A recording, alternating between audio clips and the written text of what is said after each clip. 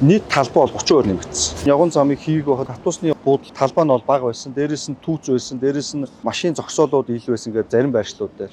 Явган замыг ийм өргөн болсон гэдэг шиг энэ зуны 88 мянган метр квадрат явган замын ажил чинь 30%-аар талбай нэмэгдсэн байгаа. Тэгэхээр 30% талбай нэмэгдсэн гэдэг маань өмнө ингээд нэг газар яваад дуусчдаг нарийнхан байсан. Ялангуяа Баян зүрх дүүргийн Жукгийн хөшөөний хоёр талын хэсгүүдээр бид нар паркууд руу оруулаад бусад хэсгүүдээр явган замыг стандартын дагуу өргөн болгосон.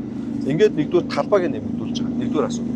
Хоёрдугаар асуудал бид нар бүх уулзууруудыг явган замын хэсэг маань машин замтай огтлцоод гардаг хэсгээрээ төвшин таарддаг байсан байхгүй юу? Өмнө нь бол яг ингэж уусч ороогоос одоо энэ тэрэгцэртэй эргээд хэрэгтэй хүүхдэд төрж байгаа ээж явхад бол ерөөсөө давцаагаа энэ нь өөрөө хоёр талын үнцэн ач холбогдолтой. Нэгдүгээр тэрэгцэртэй эргээд тэрэгтэй хүүхэд түрээд юм түрүү явж байгаа иргэд маань шууд саадгүй явна.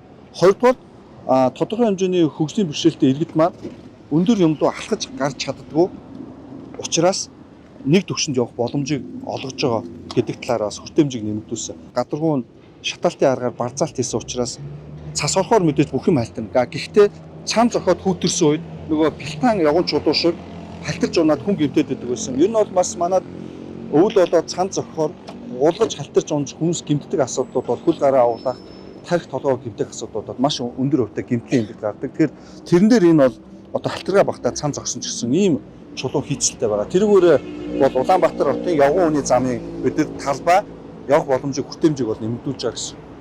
Хуурчин хавтангуудаараа гэр хорооллын замыг төвчүүлнэ гэжсэн. Энэ ажил нь ер нь Улаанбаатар хотын 6 дүүргүүд одоо бараг 260-70 байр дээр хийгдсэн байл. Дүүрэг болноос надад мэдээлэлүүд урж байгаа.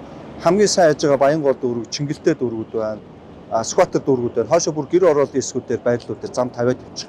Дээрээс нь хоошо Далангийн тохиолдлууд гэдэг ингээд манай дүүргүүд нийт 270 байр дээр хэсэгдсэн байрлууд дээр хууч явган замууд дээрээс мөн бусад төрийн байгууллагууд авч тохиолдлууд хий гэдэг хүсэлтүүд болж байгаа. Тэгэхээр бид нар хуучин авсан явган замынхаа хавтан бүргийг буцаж байшингуудын дундах одоо гэр хорооллын дурд байрлууд дээр бол хийгдэж байгаа гэсэн.